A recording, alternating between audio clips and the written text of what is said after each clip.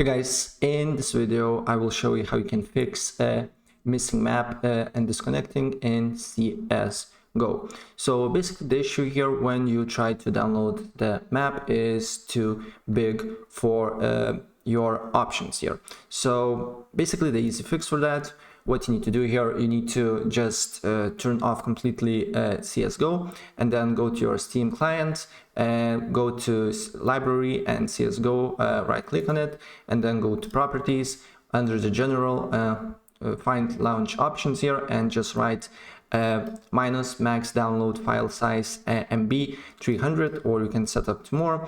It's up to you, but 300 will be fine. And once you do that, press apply. Press X, launch CSGO again, try to enter the server, and it should be fine. Right, so that's pretty much it what I want to show you, and if I help you out, please press like button and subscribe for more. Take care, bye.